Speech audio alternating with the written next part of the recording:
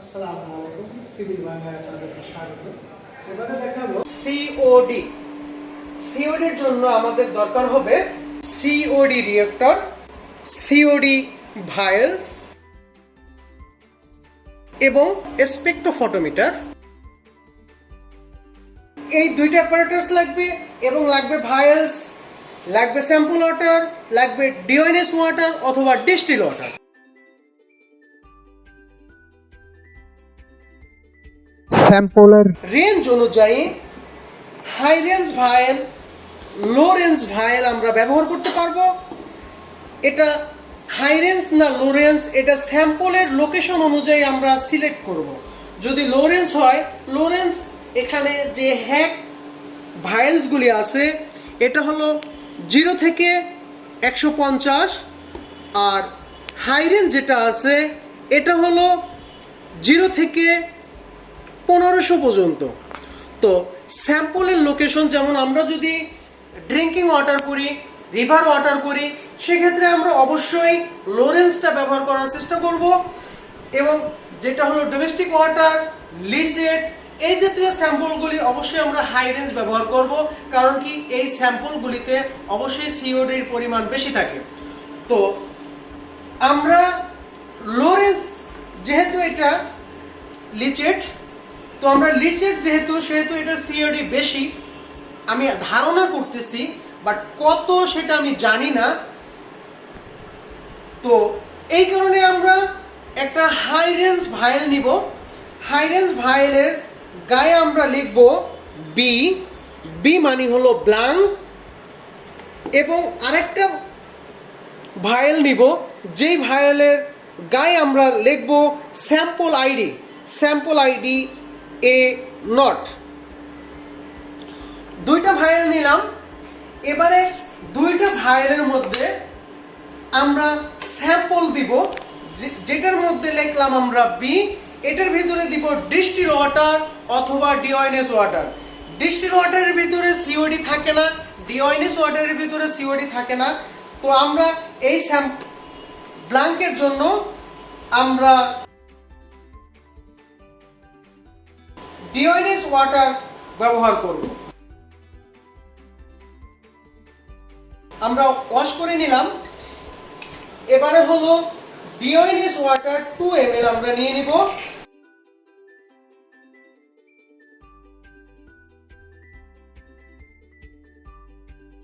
এবারে হলো আমরা 2 ml ডিওএনএস ওয়াটার নিয়ে নিলাম।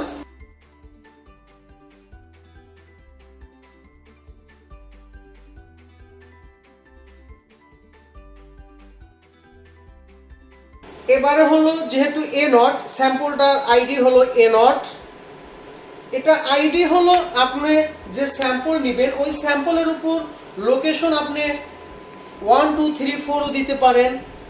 আমি এ নট দিছি, আপনারা বি নট দিতে পারেন, সি নট দিতে পারেন, এটা আপনাদের ইচ্ছা মতো আপনারা স্যাম্পল আইডিটা বসাইতে পারেন। এবারে হলো আমরা স্যাম্পল ওয়াটার নিব 2 ml, 2 ml দিয়ে দিলাম।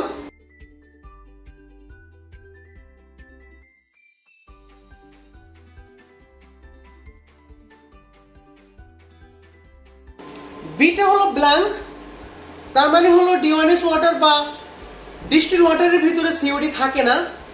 এটা রেফারেন্সে এই স্যাম্পলের ওয়াটারের ভিতরে সিওডি কত আছে এটা বের করার জন্যই আমরা বিটা নিব, এবং এই বির সাপেক্ষে আপনি স্যাম্পল যত খুশি তত নিতে পারেন একদিনে।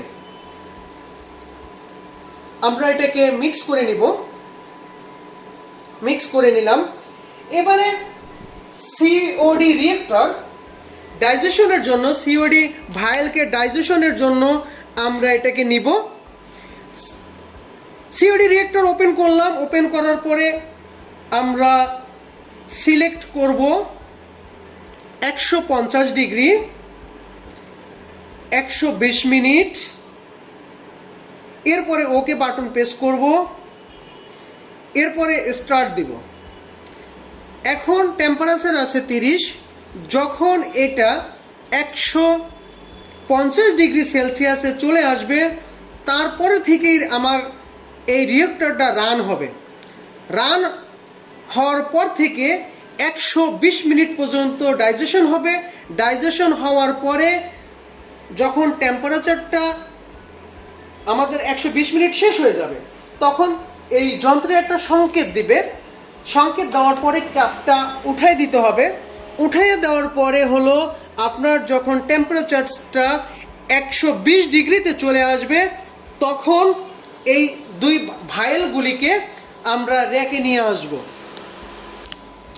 দেখেন এখানে আমাদের যে রিঅ্যাক্টরটা আমরা ব্যবহার করতেছি, এই রিঅ্যাক্টরের মধ্যে একই টাইমে আমরা 15টা স্যাম্পল দিতে পারবো।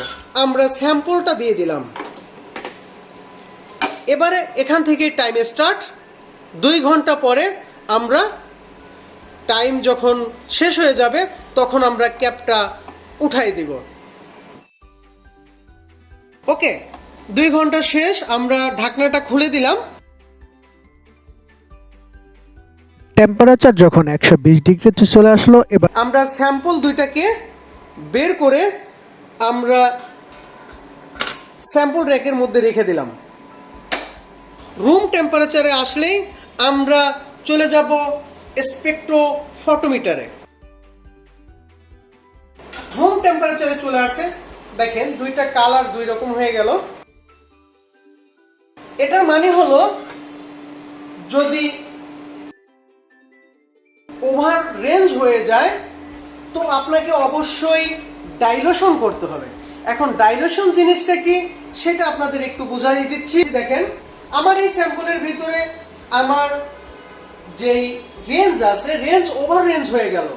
আপনি প্রথমে বুঝতেছেন না যে আসলে এটা ওভার রেঞ্জ না কি। আপনি যখন দেখলেন যে ওভার রেঞ্জ, তখন আপনাকে ডিসিশন নিতে হবে যে আসলে এই রেঞ্জের মধ্যে আমাকে সিওটিটাকে রাখতে হবে।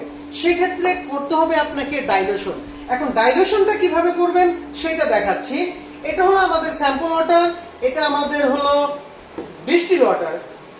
তো আমরা এবার মনে করেন যে আমরা 5 টাইম ডাইলেশন করব। তা 5 টাইম ডাইলেশন মানে হলো স্যাম্পল মানে 1:4। 1:4 মানে 1 হবে স্যাম্পল ওয়াটার আর 4 হবে ডিস্টিল ওয়াটার। যখনই 1:4 এ নিয়ে যাবেন, তখনই আপনার বুঝতে হবে যে এটা হলো 5 টাইম ডাইলেশন। তার মানে আপনি যে রেজাল্টটা পাবেন, ওই রেজাল্টটাকে 5 দিয়ে গুণ করলে যে রেজাল্ট হবে, এটাই হলো এই স্যাম্পলের সিওডি। একটা মেজারিং সিলিন্ডার নিলাম। মেজারিং সিলিন্ডার এটা 50 ml এর সিলিন্ডার। তো আমরা স্যাম্পল ওয়াটার নিব।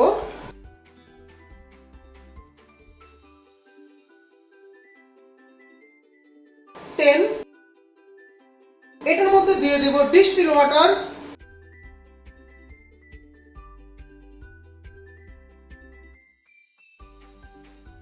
ডিস্টিল ওয়াটার দিয়ে দিলাম 40 টোটাল। এখন এখানে টোটাল হয়ে গেল 50।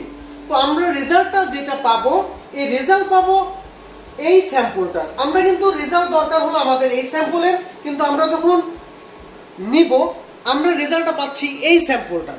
তো এখন কত ভাগ হইলো, এখানে স্যাম্পল ওয়াটার 10 ml, বাকি 40 ml আমরা ডিস্টিল ওয়াটার দিছি। তাহলে মূল স্যাম্পল হলো আমাদের 10 আর টোটাল স্যাম্পল হলো 50। তাহলে 50 ভাগ 10 সমান সমান 5। 5 দিয়ে গুণ দিতে হবে। এটাই হলো আপনাদের ডাইলেশন। আমরা স্পেকট্রোফটোমিটারটা ওপেন করলাম। এবারে হলো ফেভারিট প্রোগ্রাম। ফেভারিট প্রোগ্রামে আমরা চলে গেলাম। ফেভারিট প্রোগ্রামে যাওয়ার পরে আমাদের এখানে যে ফাংশনগুলি আছে, এটার মধ্যেই আছে আমাদের সিওডি। এখানে 2টা রেঞ্জ দেওয়া আছে। দেখেন COD high range, COD low range. যেহেতু আমরা এখন করলাম হলো হাই রেঞ্জ, তো আমরা হাই রেঞ্জটাকে সিলেক্ট করব।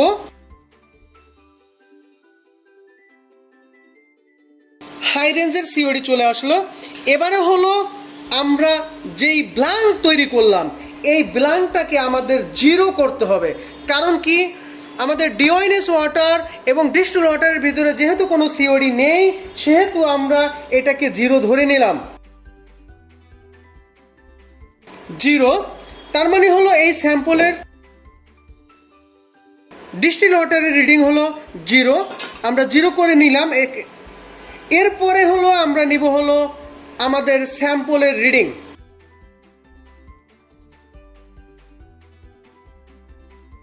রিড বাটন প্রেস করলে আমাদের রিডিং চলে আসবে। সিওডি রিডিং দেখালো হলো 1446। তার মানে হলো এটা আমরা যদি ডাইলুশন করে থাকি তাহলে 5 দিয়ে গুণ দিতে হবে, যদি আমরা 2 টাইম ডাইলুশন করে থাকি তাহলে 2 দিয়ে গুণ করতে হবে, যদি আমরা ডাইলুশন না করি তাহলে যেটা আছে এটাই হলো এই স্যাম্পলের রিডিং। তো আমরা রিডিং পেলাম হলো 1446 milligram per litre. Okay, thank you.